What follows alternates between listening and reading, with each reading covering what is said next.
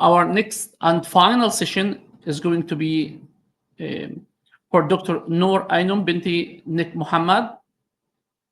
Will discuss mediated resistance and social media as a site of counter narrative. Please welcome Dr. Noor.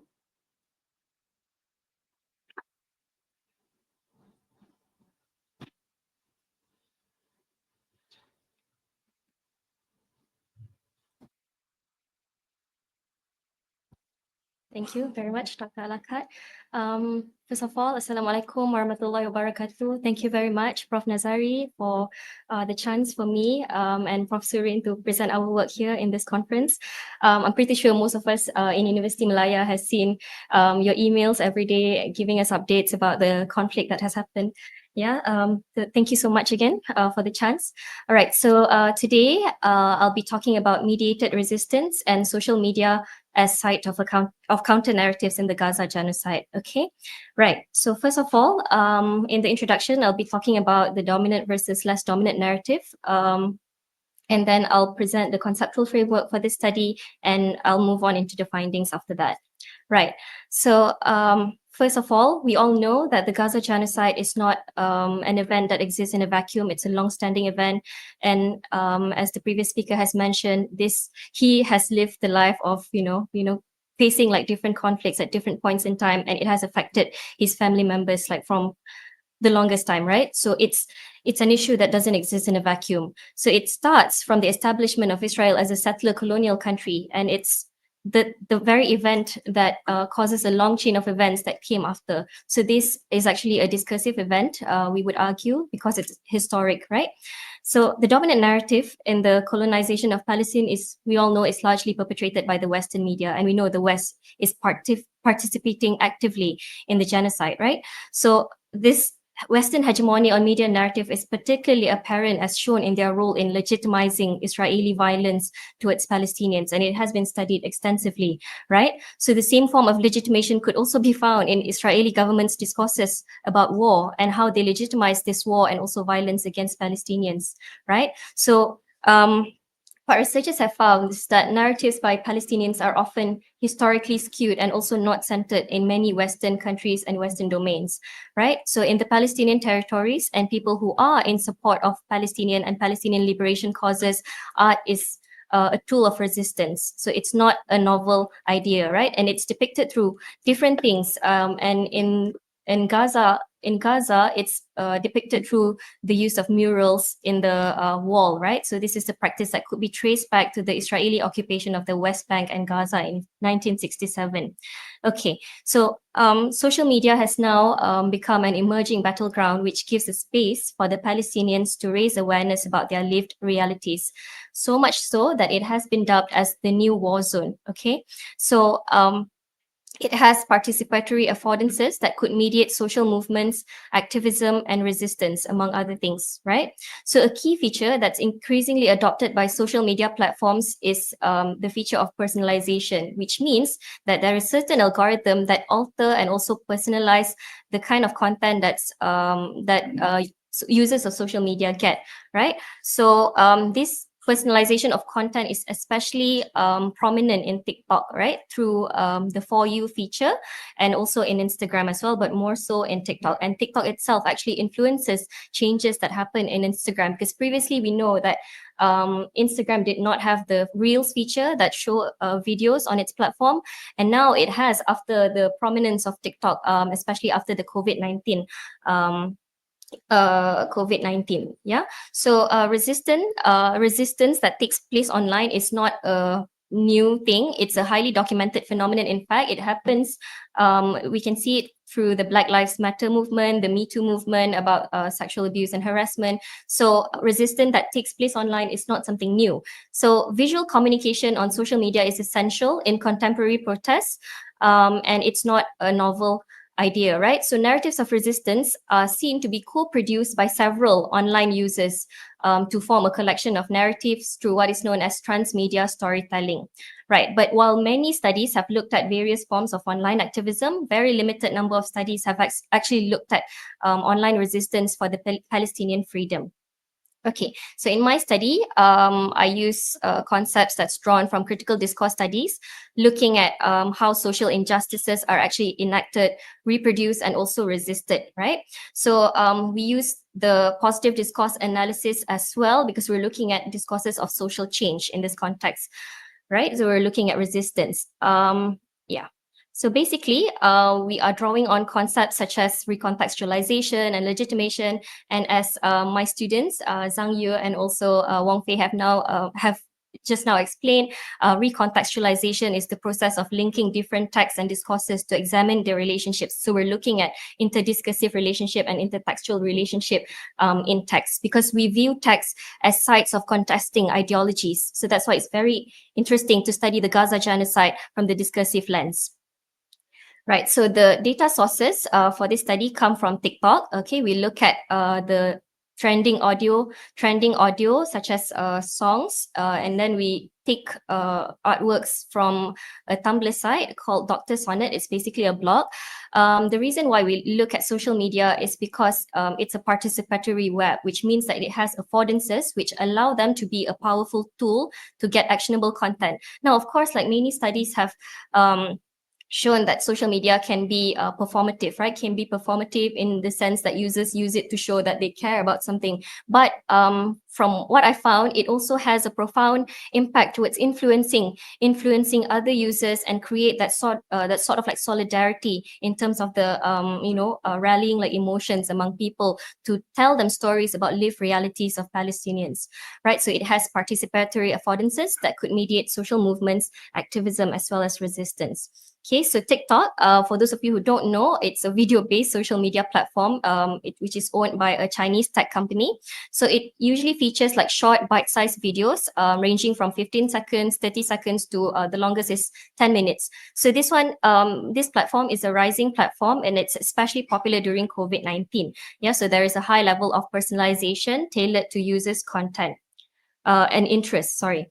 For Tumblr, it's different to TikTok. It's a microblogging social media platform. If you guys know X, formerly known as Twitter, it's a microblogging platform. Tumblr works in a similar way. It has text feature, content could be in visual mode, and it's usually in short form and bite-sized content. Right. So the inclusion criteria for this study is we use social media items that were posted within the duration of 1 year between October 2023 to October 2024. So in collecting the data, we follow the ethical norms of analyzing data sourced from the internet using the ethical guidelines by Association of Internet Researchers, AOIR.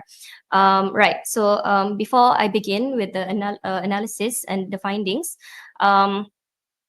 I would like to remind everyone that we are not the people who are actually facing this genocide. We are only looking at it from the outside perspective, and that's what we see in the social media platforms as well. We are only looking from the outside, and the social media users who are actually in Gaza are inviting us to take a look from their perspective, right?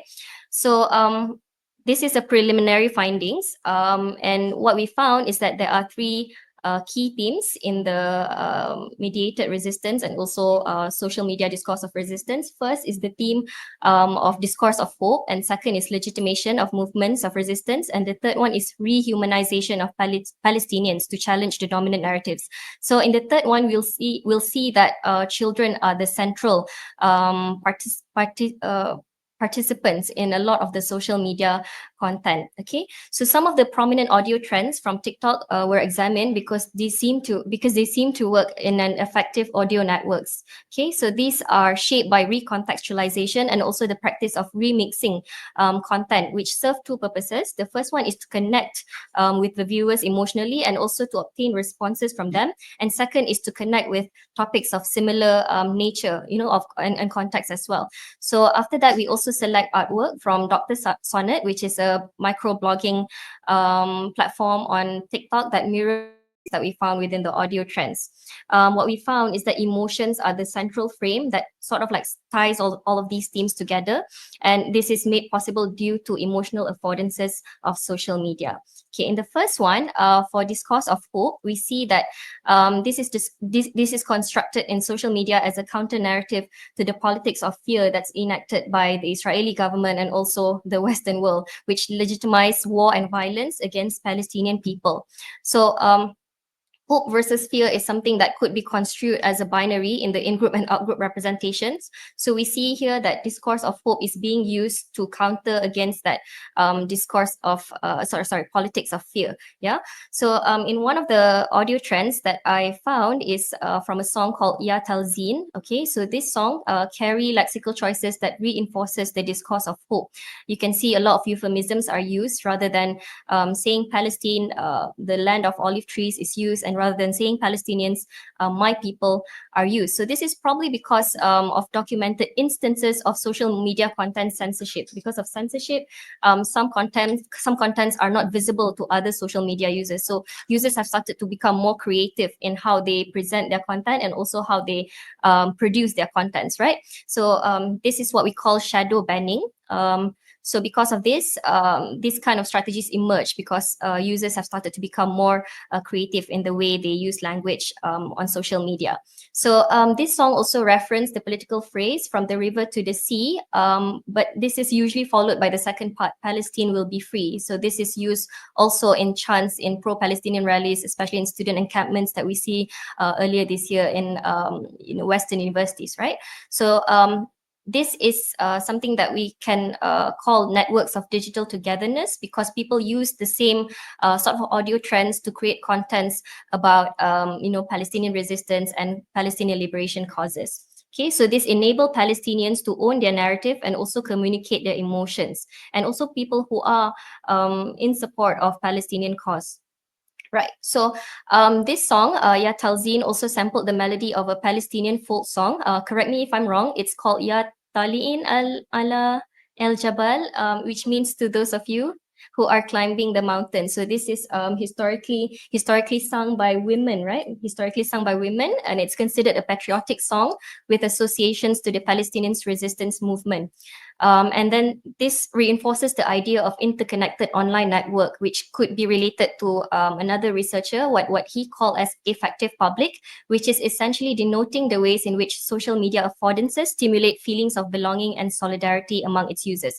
So what they've done, what these social media users have done, is that they transfer the kind of emotions to an online world, rather than because we cannot all be there, we cannot experience the thing firsthand, so we're just looking from the outside, and then manage to transfer that emotions and translate it online. So discourse of hope is essentially a discourse of emotion to counter the politics of fear that's perpetrated by the Israeli government. The second theme that we found is the legitimation of movements of resistance. So the Western world seems to demand Palestinian people to be the perfect victims. This is something that's mentioned by Muhammad El-Kurd. He's a famous journalist, sibling journalist, right? Mona El-Kurd as well. So he mentioned that Palestinian people are demanded to be the perfect victims, but they are also represented in a false dichotomy, either a victim or a terrorist, and they never seem to be given the mic or the chance to speak their truth. And when they do, the public, especially the West, places certain expectations on them to behave like the perfect victims, right? So there is expectations being placed upon them. So in the meantime, Palestinian people have always been defending their right to resist against colonization. However, their resistance have been misconstrued and conflated with extremism, and or terrorism. Okay, so another song is from is by Macklemore. It's called Hinds Hall. So here we can see there is a intertextual reference to a victim, a Palestinian child who was a victim of Israeli's military attack. So the use of Hind in the name of the song can be seen as effective symbolism, because it reinforces a reminder about Israeli violence and takes the social media users to remember what has happened, right? So it also shows, it also reminds the social media users about police brutality and violence in the case of university student protests, and also conflation of criticism against the Israeli government with anti-Semitism. So you can see there's the labeling, the people, they won't leave. So they here referring to the pro-Palestinian protesters, right? So here we can see that there's a rhetorical question that serves to undo hegemonic narratives from the US and Israel about the wrongness of the student protests and criticize the actions by the governments of the US and also Israel. So here, this is a form of what we call theoretical legitimation strategy, which counters the master narrative that the student protests are wrong and legitimizes the movement of resistance. Okay, so this is another part from the song Ya Talzin as well. So here, the resistance is seen to be legitimized through story of moral tale, which involves rewarding protagonists when they do a social practice that's considered legitimate. Here, it's in the form of Blue and Starry Nights and the absence of bombs, right? So the phrase hellish skies here evoke a negative imagery about the bombing attacks and also the horrors of what is happening in Gaza. So these accompanying visuals of the clips that are shared online always like impart truth that the US and Israeli governments are trying to suppress. So these are centralizing the Palestinian lived realities, okay? And then in this song, the terminology apartheid is also adopted, okay, which is also a form of legitimation of the movement of resistance because it challenges the hegemonic narrative by the West about resistance as a form of terrorism. And it also reframes the situation by drawing on the facts based on lived realities of Palestinians that are unknown to many people outside of Palestine who are not informed about the issue. Right. So there are also other songs that I cannot share in the same presentation because there are a lot of items for us to unpack, and hopefully we'll publish another paper soon on this. Well, the final theme that we found is about the rehumanization of Palestinians. What we found is that the prominent participants in many of the artwork are actually children. And it makes sense because they are the biggest casualty in the genocide, and also they make up the larger portion of the population in Gaza, right? And we know that linguists have reported on the ways in which media outlets manipulate truth in reporting using language choices. And this is obviously not a case of oblivion, not a case of ignorance. These are deliberate attempts by the media to reinforce and re-legitimize the dominant narratives by the governments and authoritative voices. So in contrast to the use of dehumanizing language in media reporting, the artworks posted through the Tumblr account provides rehumanizing visual elements. So let's have a look at some of them. The first one is an artwork titled Last Supper of Gazan Children. It's a recontextualized painting from a famous painting by Leonardo da Vinci called The Last Supper. Now, The Last Supper is about Jesus and also how he's about to inform his apostles and also his friends that, there's betrayal, right? And here we can see in the artwork, the betrayal comes from the world and also all of us basically, because how we we are witnessing the horrors of the war, right? And starvation, and how it's being used as a weaponized tool, is being weaponized as a tool of war and mass destruction by Israel. It's not just the bombs, it's not just the physical attacks, it's also starvation, which is a weapon of mass destruction by Israel. So this shows that violence comes in forms of deprivation of resources and access as well. And it tells other social media users that this is a very legitimate issue that does not just, that's not centered only on the physical violence. Right. The next one is an artwork titled titled "Children in the Shrouds" by also Palestinian artist named Khalid Staitia. So it reminds us about a painting by Gustav Klimt called "The Kiss" in terms of the style. But here you see that the angle that's being taken here is as if the viewer is looking down at these children, as if they are lying down on the ground. And this high angle portrays vulnerability of the children because we are looking down on them. We are gazing at them like from a higher perspective. So this image is also individualized and depict them in a very close manner. You can see in the center, the child is actually looking at the viewer directly, whereas the other two children are, they have their eyes covered by bandage and they have closed eyes. So viewers do not know if they're asleep or if they're dead, right? So this draws attention to the lived realities and also gives the social media users a level of close connection that enables stories of trauma to be communicated to the people despite the geographical distance. All right, the final one is an untitled artwork. It's also by a Palestinian artist named Mamoun Al-Shaib. Okay, so this one shows the perspective of the viewer from behind the person in the picture. So it reminds me to a painting by Friedrich, a German romanticist painter, called Wanderer Above the Sea of Fog. Okay, but the stark difference between the two paintings is that in the artwork here, you can see that the boy is actually on the ground, right? And he's wearing a school uniform. He's also carrying a school bag. So it draws us to the issue of educide or scholasticide, and talks about the obliteration of the Palestinian education system. So what's previously is a normalized activity of going to school is now seen as a real issue, a systemic violence that is weaponized by Israel, right? So those were the themes that we found from the data set. So while these social media posts do not directly promote emancipatory discourses, they actually contribute in shaping counter narratives using emotions. So these narratives are very important because they help to shape emerging online emancipatory discourses through social media affordances, with features such as trending sounds and also hashtags, right? So as mentioned by my students earlier, there is a risk of echo chamber whereby social media users could become trapped in the network of users with similar views and they're not exposed to views that are different from them. So future research could probably explore the polarizing aspects of social media in the issue of the Gaza genocide in order to have a more enriched understanding about mediated resistance in general. Yeah, so again, I would like to remind everyone that we are researchers who are only looking at this issue from the outside. And what we can see from the study is that art and literature coupled with social media affordances can form a very powerful tool in mediating resistance. So with that, I end my presentation. Thank you very much.